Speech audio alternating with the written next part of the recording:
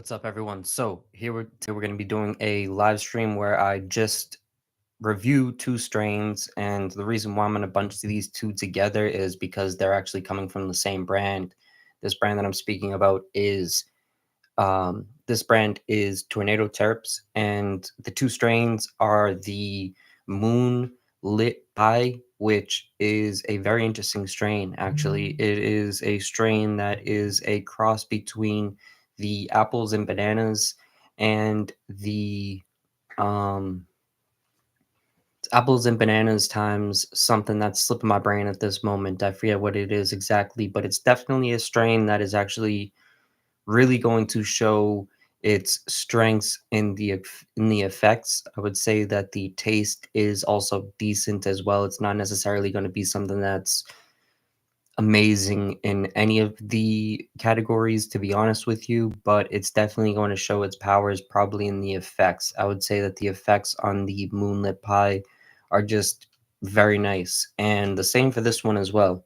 I would have trouble pronouncing this one, but as you can see, this one right here is actually also one that has pretty good effects.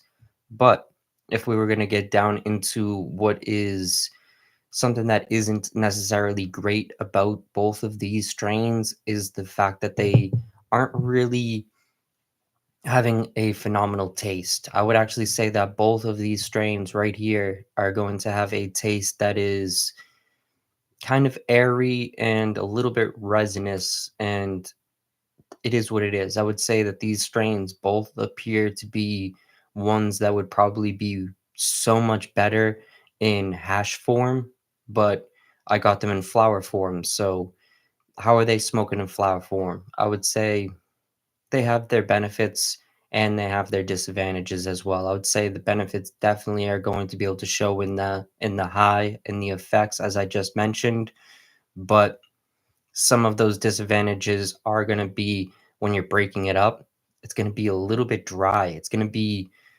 very, very dry, to be honest with you. And I hate to say that because it's definitely something that a lot of people really want nowadays. People want stuff that is going to burn bone white, which leads a lot of brands to try to get that in different ways. Some people want to over dry the cannabis to make sure that it actually burns bone white, which might have been the case with this. I'm not 100% sure. What I would say is probably that is the case due to the fact that it breaks up very easily, breaks up into a dust, and it also is something that isn't necessarily giving off an amazing taste, and it's giving off a decent smell, but it's not giving off a amazing taste. So I would say that it's possible this stuff was a little bit just over dried, over cured, one of those words that whatever you want to use. But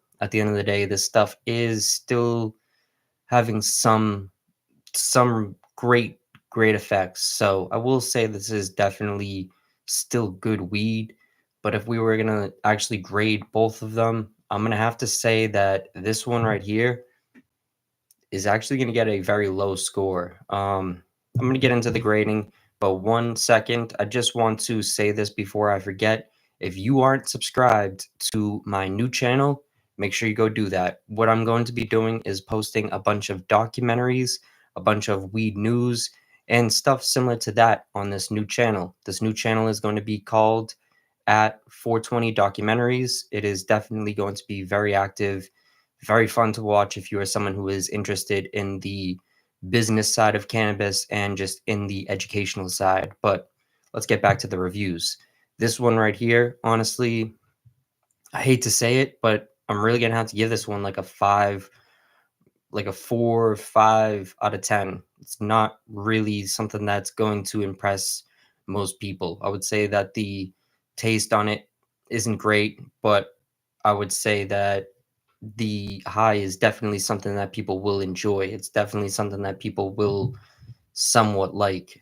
But when we move on to the moonlit pie, I would actually say that the moonlit pie would actually be getting around like a 7 out of 10. I would actually say that the moonlit pie has a decent taste. I will say that it's not the freshest batch.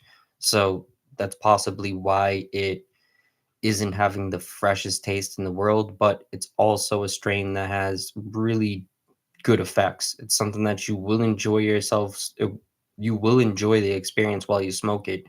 It's not going to be something that you don't enjoy at all. It's definitely going to be something that you have fun while you're smoking it, and just overall it's going to be a cool experience. So I'll actually say this one's definitely well deserving of a 7 out of 10.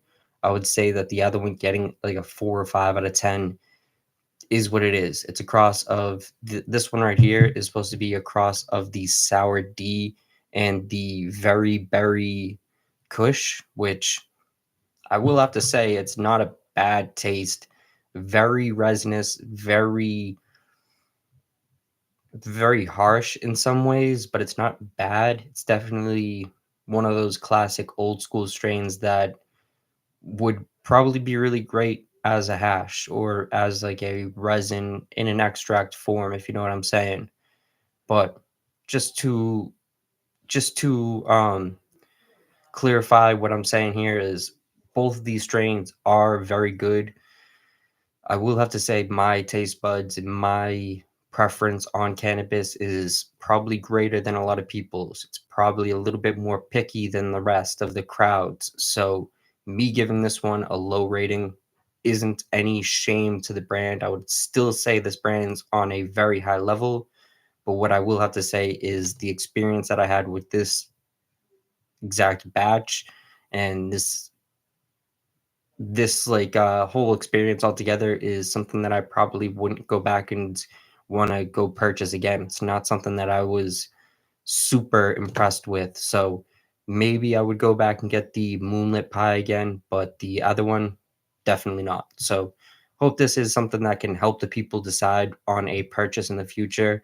If it doesn't, I hope another video does. But in the bigger picture, I am going to still be doing reviews on this channel. And I also will be posting a bunch of shorts, a bunch of fun content on this channel, but on my other channel that I just started that I was just mentioning a moment ago, the 420 documentaries channel, I will be posting weed news, documentaries, and more educational stuff on that one. I am going to be changing it up and putting different content on the different ones so that I can actually give people the opportunity of seeing exactly all the educational stuff without being overboarded with all the other stuff. And on top of that, so I can give myself the opportunity of having a channel that I can actually eventually have monetized. This channel right here is going to be just for fun. I had a notification recently where I'm not going to be able to monetize this channel, which is what it is. I've got it to this level at this point, which isn't that high up yet, but I'm going to keep going with this and I'm going to keep helping the people in any way I can. So I appreciate you for your support, and I hope you can support me by going and subscribing to the other channel. I definitely want to stay active with this whole YouTube stuff. So much appreciation for you watching. Much love, and you'll be seeing some more stuff soon.